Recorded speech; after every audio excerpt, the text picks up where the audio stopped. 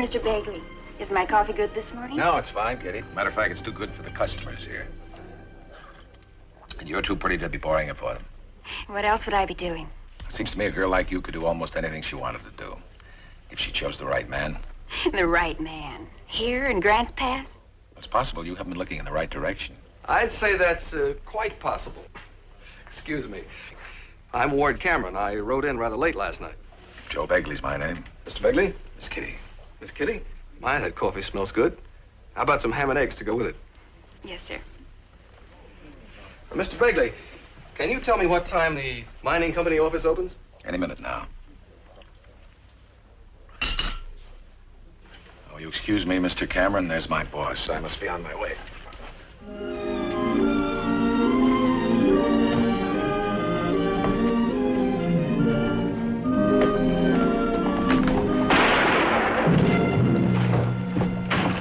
Payroll.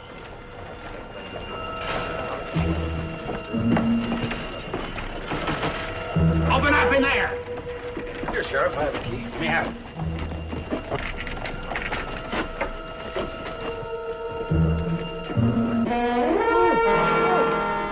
From out of the West, Dick Powell's Zane Grey Theater.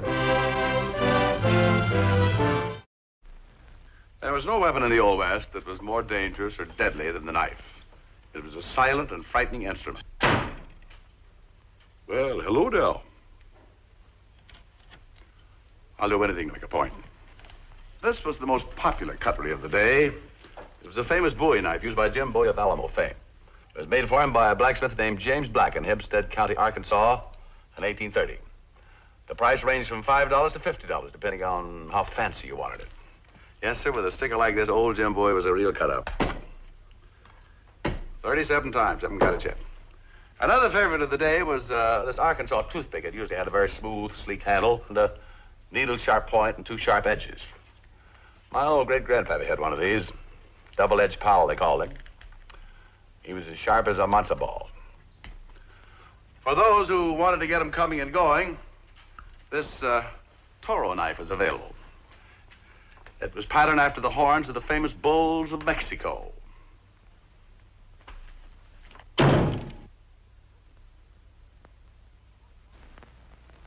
The most important thing you had to learn about a knife is when to use it and when not to, as we shall see in our story this week entitled Checkmate.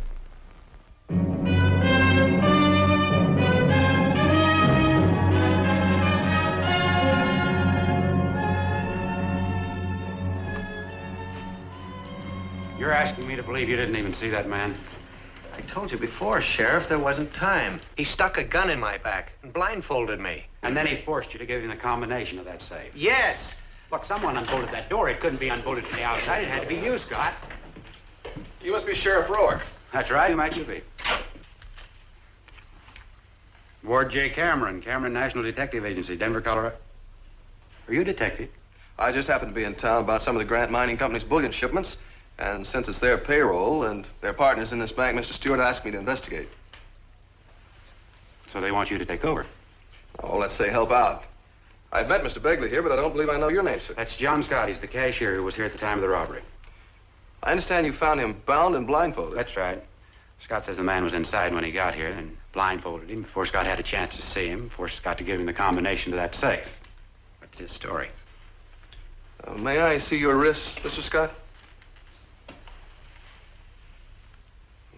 They're badly chafed. Looks like a robber wasn't taking any chances. And now may I see the blindfold, Sheriff?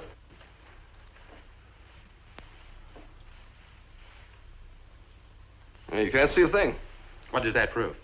Well, it could be he didn't want to be recognized, and that would probably mean it's somebody Mr. Scott knew. Of course Scott knew him. The blindfold was a trick. I told you the truth. You know, by now, I thought you should be able to tell us how the man got inside the bank in the first place. That door. It was bolted last night. I know, I checked it myself. Could it have been unbolted from the outside? Of course not. What if it could? If that window were left open just enough to allow a wire to pass through with a hook on the end of it. Look, Sheriff, this bolt has been oiled recently. It slides easily. Which one of us are you accusing, Mr. Cameron? No one. I'm just saying the robber had to have access to the bank. Well, both Scott and I have keys. Perhaps you'd better arrest us both, Sheriff. Your deputy said Mr. Sanderson's been shot. He's dead. You sent for Dr. Porter, but he couldn't come. I can sign a death certificate just as well. You're a doctor? She is Dr. Sarah Martin, Sister Cameron. Mr. Cameron, you'll want to know the approximate time of death on the certificate. I already know it. Just do what you have to do.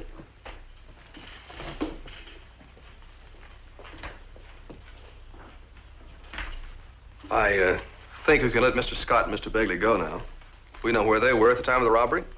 Mr. Scott was here, and Mr. Begley was lingering over his breakfast. And I must say he had a very pretty reason to linger. Thank you, Mr. Cameron. Just be sure you don't leave town, Scott. I'm staying at the hotel if you have any questions. May I walk you back, Doctor? Of course. I'll make out that certificate for you, Sheriff. Good day, Mr. Cameron. Good day.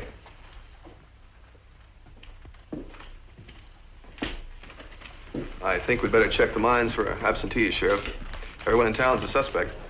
Well, I still figure someone from out of town, and Scott knows who. Yes, but no one saw the man get away. So he's probably hiding out, waiting for a chance to make a move. He's not going to get very far. My deputy's telegraphing ahead in both directions, and we'll keep a check on everyone using the road. Good, good. Talk to you later, Sheriff.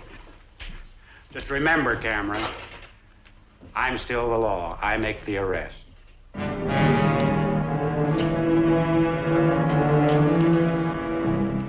So, Keeler's room is next to Mr. Begley's. Mm-hmm. He's a salesman for a St. Louis dry goods company, you say? That's right. How long's he been in town? I got in on the stage about a week ago. Well, that's kind of a long stay for a man in his line, isn't it? Well, he lost some samples on the road. Said he'd have to stay here till they sent him on some more. I see. Does he and Begley seem friendly, would you say? Oh, no, sir. Mr. Begley's kind of likes to keep to himself. Mr. Keeler's not his sort at all. Where was Keeler at the time of the robbery? Oh, let's see. I ran out in the street, and then I saw Mr. Keeler come running from the hotel, still pulling on his coat. So you figured he was coming from his room? That's right, sir. Well, thank you, Tim. You've been a big help.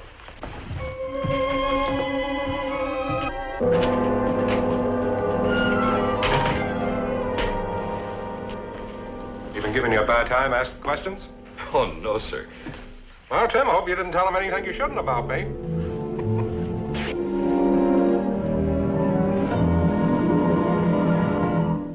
Looks like you've covered quite a bit of territory today, Sheriff.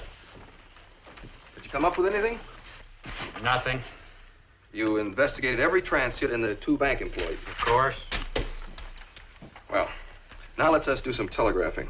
Starting with that drummer, Keeler. Keeler. Would you take this, please?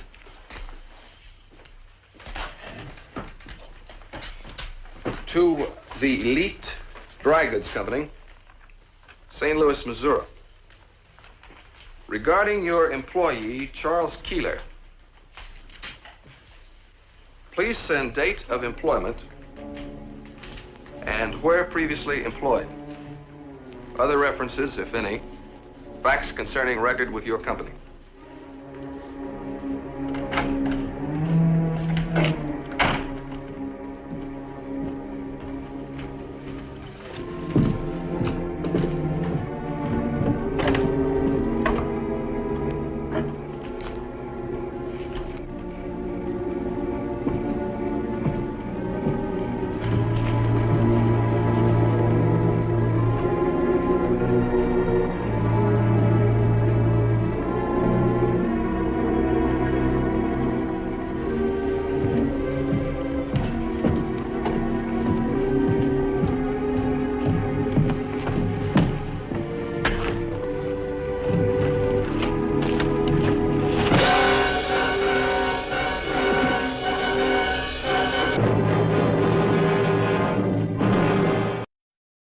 Lucky man, Mr. Cameron.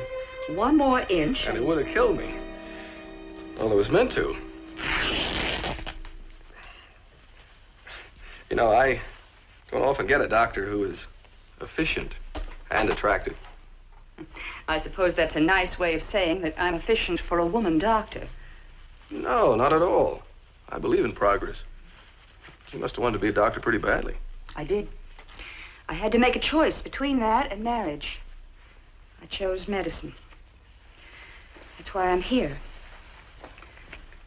Well, you'll find someone. As a matter of fact, you have already, haven't you? I think you're being presumptuous, Mr. Cameron. No, I just saw the way you looked at him in the bank this morning. Mr. Begley is merely my... Ah, then I was right. I was about to say that he's my patient. But not merely a patient. By the way, what's the matter with Begley, anyway? There was an accident here at the Grant Mine. He was badly injured. When he finally recovered from his injuries, he was anxious to return to his work. It was hopeless. Out here, mining engineers can't be cripples, Mr. Cameron. So he had to settle for a job in a bank. Well, that couldn't have been easy for him. No. He was very bitter for a long time. It's not easy to adjust. Most people don't understand the mental anguish. Most doctors don't. Thank you. It was fortunate that I'd learned something about how to treat cases like his. So I made Joel my guinea pig. Look at that. I found out that he was very skilled with his hands, so I put him to work. That was the result. Well, he is skilled. And if you helped him, you're a very clever doctor. Well, come back tomorrow and I'll take another look at that shoulder. If you'd like, I'll give you something for the pain. No, I'll just grit my teeth. Well, thank you, Miss Sarah. I mean, Dr. Sarah. I like the other better, for my friends. Good night. Good night.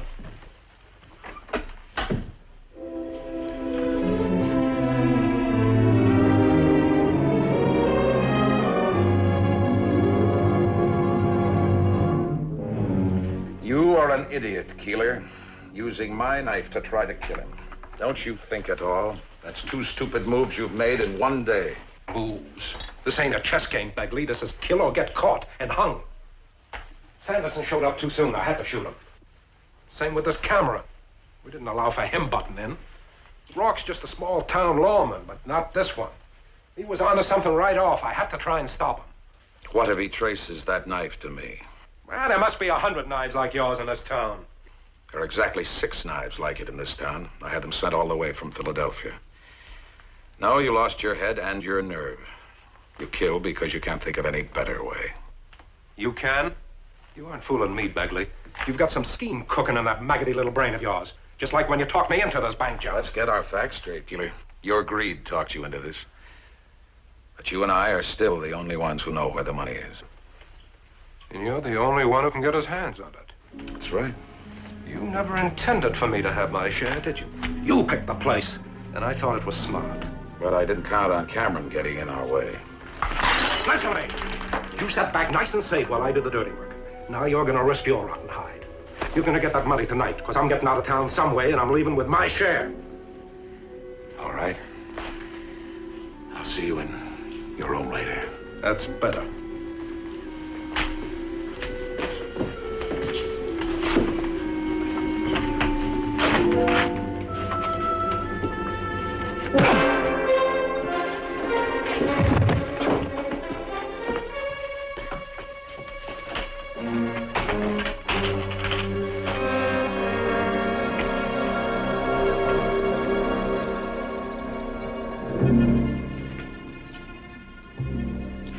Be gone long, Miss Begley? No, I'm just going to take a short walk, Tim. I have a bit of a headache.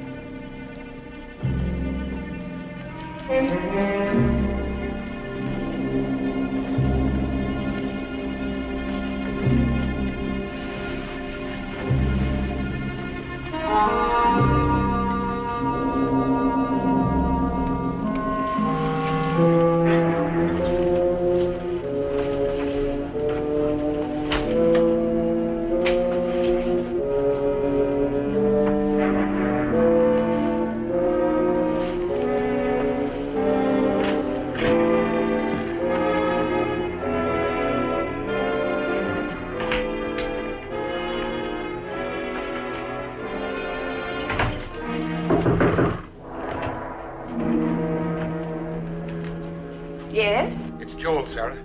Open up, please. Sarah, I'm sorry. I know it's late. I shouldn't have come here at this hour, but I've got to see you. I've got to have that knife. It isn't here. Mr. Cameron took it. Who is it? Who is it? Ward Cameron. Tell him that I've been here for half an hour. I just left. But I can't lie to him. If you love me, you can.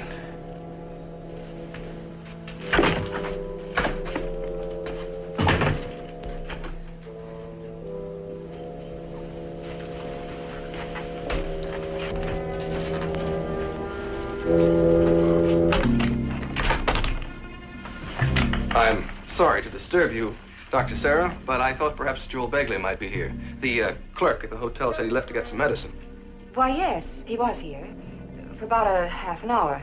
But he just left. Was he headed back to the hotel? Why, I believe so. I'll find him then. Thank you. Good night. Good night.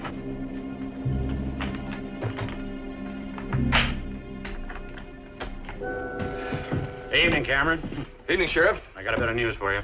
Yeah, what's that? There was a bunch of miners down at the saloon giving me a bad time about the robbery. They wanted some action, so I gave them some. I arrested John Scott. Well, now all you have to do is make it stick. Help! Help! Someone! Help!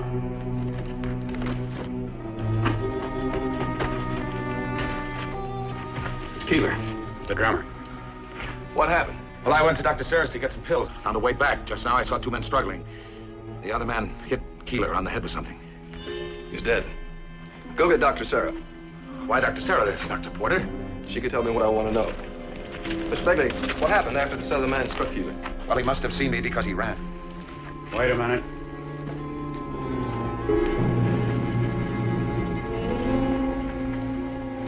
I guess we know what he was after. It's part of the bank money, all right. It's got the Denver bank stamp on the paper band. Well, looks like we got one of them, Sheriff. Mr. Begley, can you give us a description of this man? Yes, I can. He was tall and dark and rather slender. Sounds like Scott, doesn't it? I'm afraid it was Cameron. See, you were right about him all along, Sheriff. Well, Doctor, can you examine the wound on Keeler's head and give us the approximate time of death? It's merely routine. We just need to confirm the time of death. Well, he's not been dead long. Approximately how long? A matter of minutes, I'd say.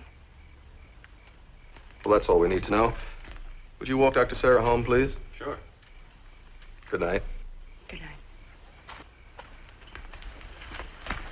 All right, there ain't anything more you can do. Now, come on, let's go. Poor Scott. I'm sorry that I had to... I'm sure you are, Mr. Begley. Good night now. Good night.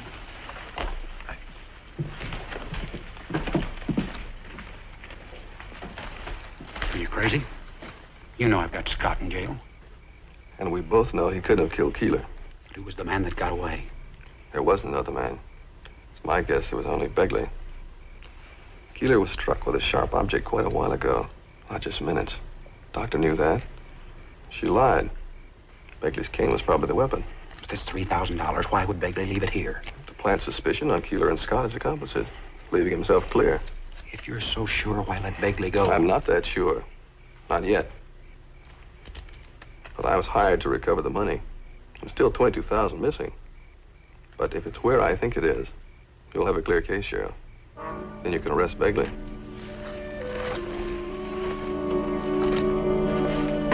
You think it was Mr. Scott who killed Keeler? I'm positive I saw him with my own eyes. Well, but you couldn't have, Mr. Begley. Not unless he got out of jail somehow. Out of jail? Yeah, Sheriff locked him up almost 2 hours ago. I was over at the saloon on my break. Saw Rourke put the cuffs on him.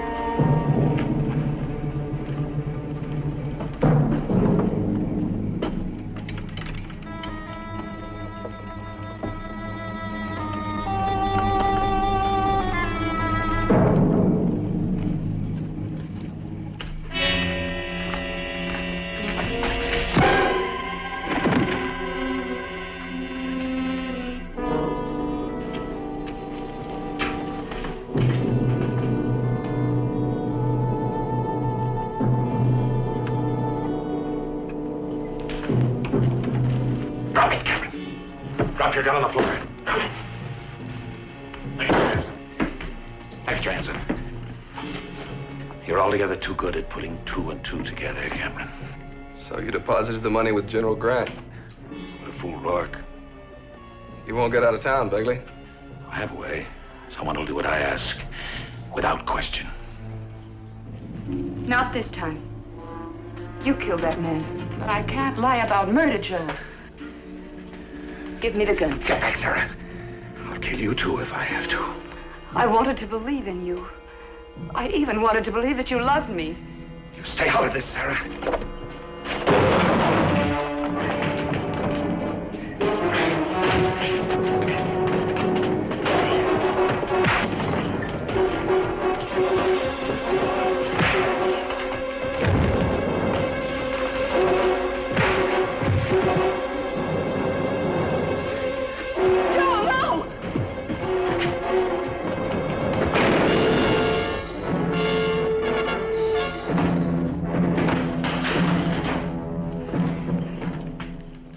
You've killed him.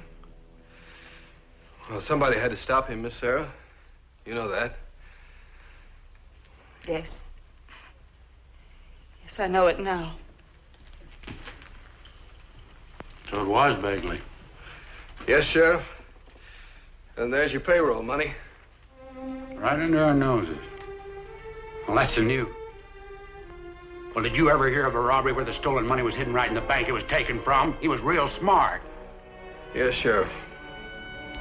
He was real smart.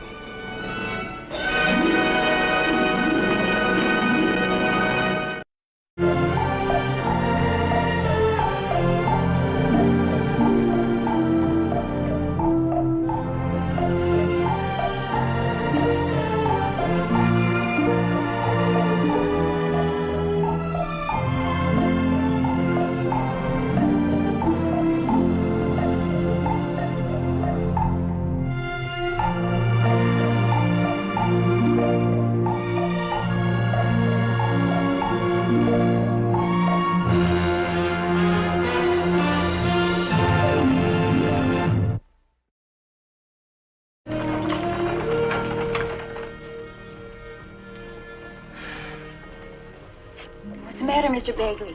Is my coffee good this morning? No, it's fine, Kitty. Matter of fact, it's too good for the customers here. And you're too pretty to be pouring it for them.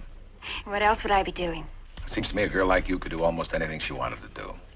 If she chose the right man. The right man. Here in Grants Pass? It's possible you haven't been looking in the right direction. I'd say that's quite possible. Excuse me. I'm Ward Cameron. I rode in rather late last night. Joe Begley's my name. Mr. Begley? Miss Kitty. Miss Kitty? My, that coffee smells good. How about some ham and eggs to go with it? Yes, sir. Mr. Begley, can you tell me what time the mining company office opens? Any minute now. Oh, you excuse me, Mr. Cameron. There's my boss. I must be on my way.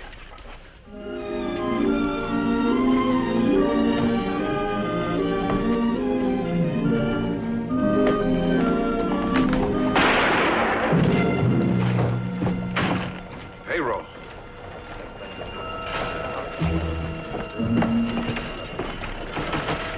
Open up in there. Here, Sheriff, I have a key. Let me have it.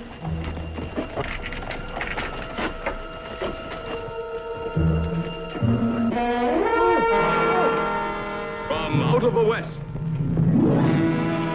Dick Powell's Zane Grey Theater. There was no weapon in the Old West that was more dangerous or deadly than the knife. It was a silent and frightening instrument. Well, hello, Del. I'll do anything to make a point.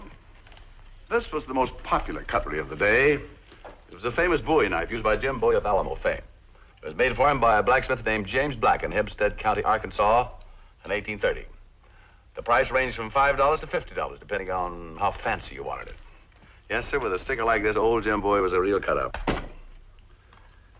37 times, haven't got it yet. Another favorite of the day was...